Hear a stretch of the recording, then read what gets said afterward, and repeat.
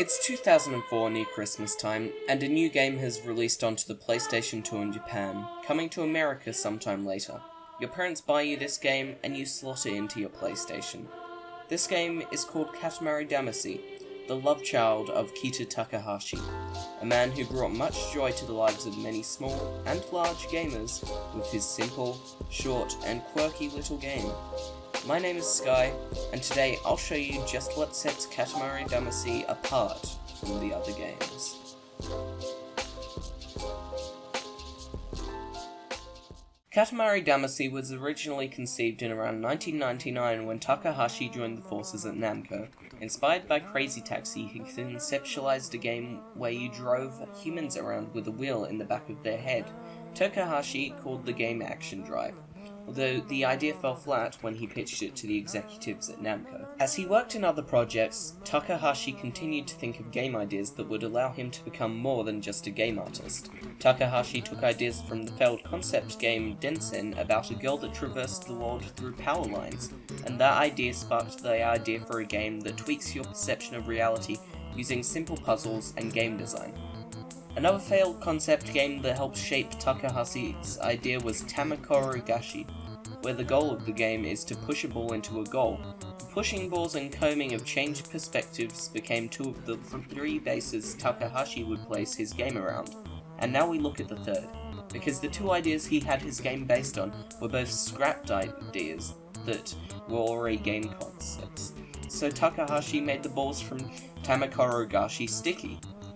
No, that is not a joke. And so the base idea for Takahashi's game was created. You would play as a small being that pushes around small balls that would roll objects into it, creating a larger ball and allowing for larger objects to be collected. The goal of the game was to reach a certain sized goal before a timer runs out. But even as Takahashi had finished his basic planning, he had no actual game design skills, as he was just an artist. So he turned to the Digital Hollywood Game Laboratory, a school that taught how to create video games. Takahashi and his friend Ozaki, along with 10 other students from the school, began work on the game, but yet they ran into another roadblock. They had originally planned to use the PlayStation 2 as their platform of choice, but at the time there were no development kits available anywhere for game studios to make games for the system. So the small team moved over to develop for the newly announced GameCube, with plans to put the final product still onto PlayStation 2. Yet they ran into problems with hardware and memory limitations on the GameCube, meaning many features were postponed or just cut entirely. Despite all the issues with the original prototype's development, the team finished the prototype in 6 months in time for the year's Japan Media Arts Festival to show off. This led to Namco giving the green light to finish the game's development. In 2001, a full team called Now Production hopped aboard and it was smooth sailing for the game. Takahashi had the whole team aiming for 4 key points in developing Katamari Damacy: novelty, ease of understanding, enjoyment, and humor.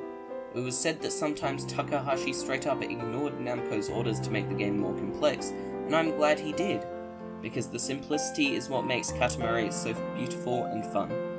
Before we get into the next part of this video, I just wanted to take a moment to look at the music. The soundtrack has been praised for its imaginative and creative approach, which really makes you feel fun and joyful, setting the mood for the game. And I even listening to the soundtrack in the background whilst I'm editing or writing for videos, because there's just something so motivating and clever about it.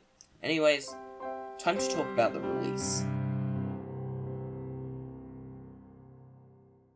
The only demo before release was a single episode that was shown at the 2003 Tokyo Game Show. It was critically acclaimed by press for its unique style and quirky nature.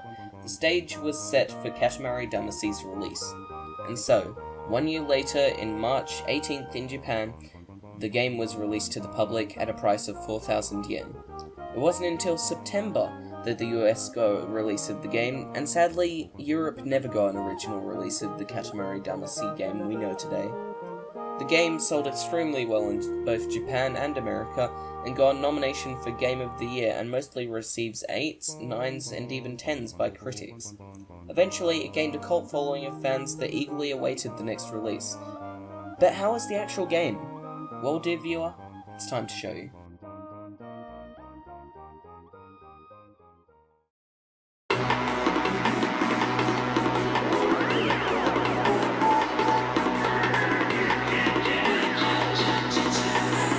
Katamari Damacy.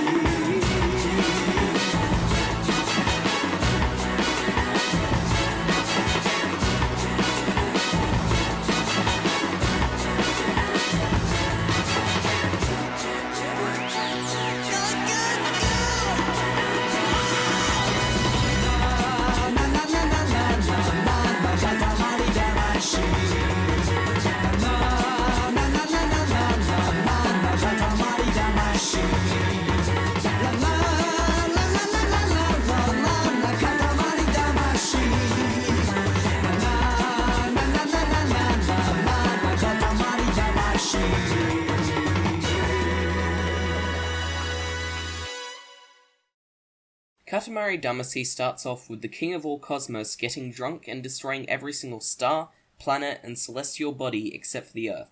The king tells you, the prince, to go down to Earth and roll up Katamaris with junk to transform into stars and planets. And so the game begins with you in a tiny home with a tiny Katamari getting you to roll up thumbtacks and glue sticks, with the more items you pick up, meaning the bigger you get, allowing stuff like plants and mice to be rolled up and collected into the ball. The game uses the idea of a time limit to push you to get a high score on the different stages, allowing for more replayability. There are 3 types of levels in the game: the basic type where you have to grow to a certain size or higher to win in a time limit, another where you have to collect enough of a certain object, and a final mode where you must get to a certain size without actually knowing if you are at that size, basically a game of luck. The frantic pacing and music allow for hectic gameplay that gives you lots of enjoyment and fun out of the game, which is actually really short, usually being completed in under 10 hours. My favourite level was where you have to roll up the entire moon and eventually grow so big you roll up entire continents to make the moon. Sure, you might kill everyone on Earth, but at least the solar system is back to normal. Speaking of the solar system, you get a mini 3-planet solar system for your menu. Instead of a simple text menu like most games, you can travel to different worlds to select different things. Go to your home world to save the game, play music, check your data or get presents, or head to the giant mushroom to play co-op. And then, to play the actual game, go to Earth and find the continent where the next level is. No, I mentioned presents earlier, and these are little collectibles throughout the different stages that unlock you prizes if you find them. They are perfect little unlockables, but still a devil to find. Overall, the game's quirky nature and fast-paced style makes a beautiful game that I think deserves a place amongst the best of the best in video game history. Following the success of the first game, Namco proceeded to milk the name of Katamari Damacy dry by using fans to their advantage, creating many games that were basically just fan service, although all the milking meant rushed games and bad content. So the last Katamari game was released in 2011. Then Katamari got a second chance in the form of a remaster. Namco took the original Katamari Damacy, gave it new graphics, new sound, and basically polished it up and released it to the general public. And it was good. Really good. In fact, it sold more copies than the original Katamari Damacy in its first year, but nothing has been heard from Katamari for 2 years. And I suspect Katamari may have come to an end.